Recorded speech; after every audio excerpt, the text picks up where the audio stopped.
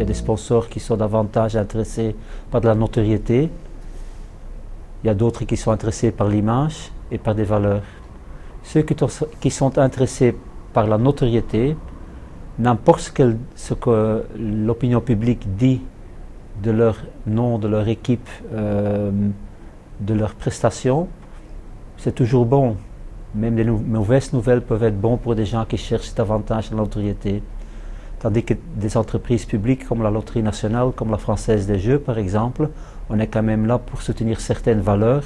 Et là, l'image est quand même beaucoup plus importante que uniquement de la visibilité.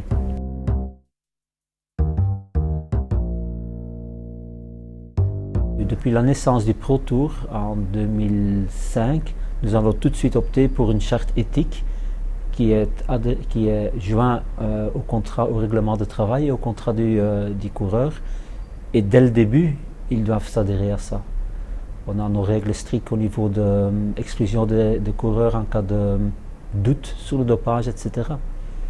Donc c'est quand même un certain esprit, une certaine valeur, et je pense que le monde entier sait que certaines équipes, ils ont cette valeur, et c'est pas parce que un personnage ne suit pas les règles éthiques que toute une équipe ou que tout un sport doit être pénalisé en éternité.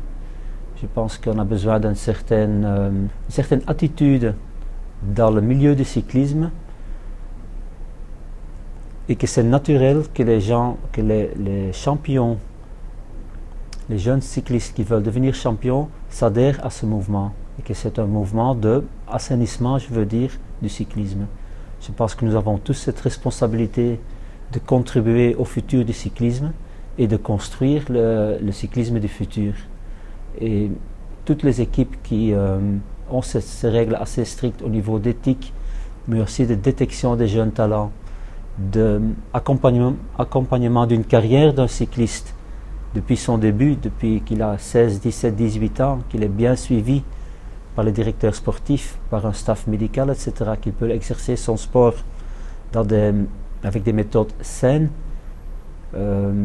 qui va privilégier davantage sa propre santé, et qu'il peut encore avoir cette santé après qu'il a arrêté le cyclisme. Je pense que c'est quelque chose de naturel qu'il doit vivre dans chaque équipe de cyclisme.